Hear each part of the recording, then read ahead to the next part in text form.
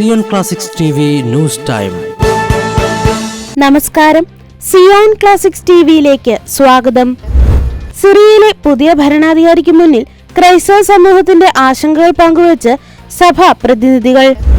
സിറിയയിലെ ഭരണമാറ്റത്തിന് പിന്നാലെ ക്രിസ്ത്യൻ സഭാ പ്രതിനിധികൾ തങ്ങളുടെ ആശങ്ക പങ്കുവച്ച് പുതിയ ഭരണാധികാരി അഹമ്മദ് അൽ-ഷാറയുമായി കൂടിക്കാഴ്ച നടത്തി.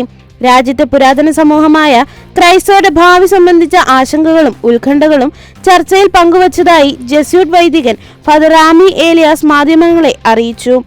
രാജ്യത്തെ പുതിയ സ്ഥിതിയിൽ ക്രൈസ്തവരുടെ നിലനിൽപ്പ് ഉൾപ്പെടെ ചർച്ചയായെങ്കിലും ക്രൈസ്തവർ സിറിയൻ സമൂഹത്തിന്റെ ഒഴിച്ചുകൂടാനാവാത്ത ഭാഗമാണെന്നും സംരക്ഷണം നൽകുമെന്നും അഹമ്മദ് അൽ-ഷാറ ഉറപ്പു നൽകി.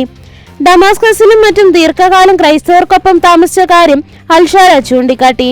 സിറിയയിൽ സിവിലിയൻ ഭരണകൂടം നിലവിൽ വരണമെന്ന ആഗ്രഹം ക്രൈസ്തവ നേതാക്കൾ പ്രകടിപ്പിച്ചു. അൽ-ഷാറയും ഇക്കാര്യത്തോട് യോജിച്ചു.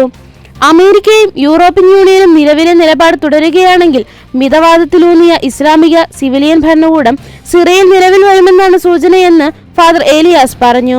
ക്രൈസ്തവ വിശ്വാസികൾ ഭയപ്പെടരുതെന്നും ഭരണഘടനാ നിർമ്മാണത്തിലടക്കം പങ്കാളികളാകണമെന്നും അദ്ദേഹം ആഹ്വാനം ചെയ്തു. അതേസമയം ക്രൈസ്തവർക്കിടയിൽ ആശങ്ക ശക്തമാണ്.